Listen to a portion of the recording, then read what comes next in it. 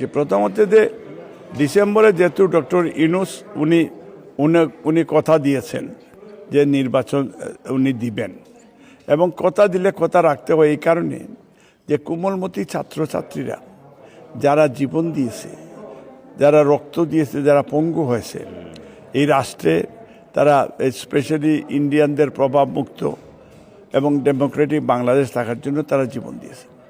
এবং আমরা বিশ্বাস করি ডক্টর ইউনূস সাহেব তাদের যারা জীবন দিয়েছে তাদের প্রতি উনি খুব শ্রদ্ধাশীল।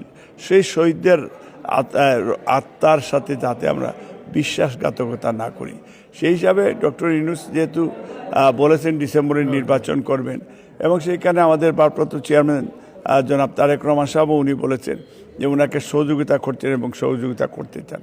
হ্যাঁ, যদি আপনার ডিসেম্বর মাসে নির্বাচন না হয়, হয়তো উনি একটা স্পষ্ট রোডম্যাপ সেইকার ডিক্লেয়ার করতে হবে।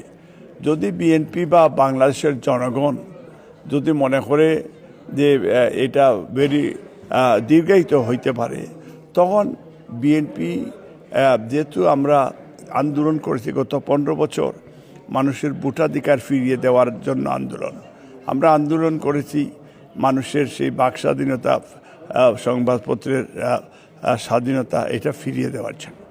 এবং এই আন্দোলন যদি এটা আমাদের শতভাগ সফল হয়নি এখনও, আমরা মনে করি যে এখন কিছুটা ডক্টর ইউনূস যে বিষয়টা, এবং আমাদের প্রায় 500 ছাত্রছাত্রীরাও জীবন দিয়েছে। এবং যদি নির্বাচন না হয় তো অফকোর্স বিএনপি ইনশাআল্লাহ পরবর্তী কর্মসূচি, কঠিন কর্মসূচি ডেফিনেটলি